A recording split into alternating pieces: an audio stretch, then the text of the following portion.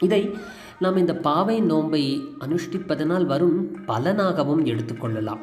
பாவை நோன்பை அனுஷ்டித்த பிறகு ஆண்டாளுக்கு என்னெல்லாம் கிடைத்தது?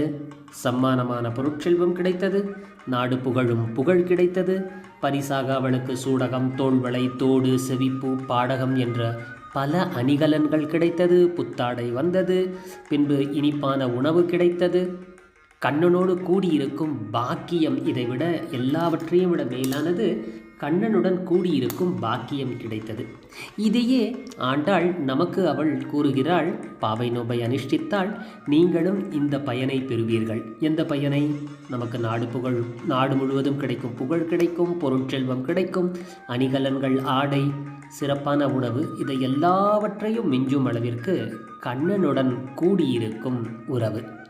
இது எல்லாம் கிடைத்தால் இகலோகத்திலும் நாம் இன்பமாக இருக்கலாம். பாவை நோன்பை அனுஷ்டித்ததின் பயனாய் பிறகு மறுலோகம் நாம் சென்ற பிறகு மோட்சத்தையும் அடையலாம் என்று ஆண்டாள் நம்மை அனுஷ்டிக்க நமக்கு ஊக்குவிக்கிறாள். இந்த பாடலை மீண்டும் ஒரு முறை பார்ப்போம். மேலும் இந்த பாடலை பாவை நோன்பை அனுஷ்டிப்பவர்கள் 2 முறை பாட வேண்டும்.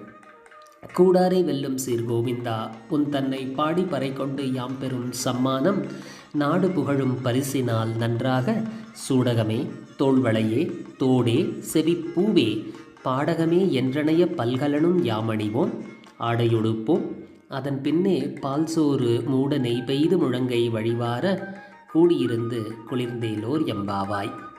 நாமும் இந்த ஆண்டாள் வழி நடத்தியபடி பாவை நோன்பை அனுஷ்டிப்போம், திருப்பாவை பாசுரங்களை படிப்போம், கண்ணனின் திருநாமங்களை ஜபிப்போம், தூமலர் தூவி அவனை வழிபடுவோம். அதன் பயனாய் நாமும் கண்ணனின் அருள்மழையில் நனைவோம்.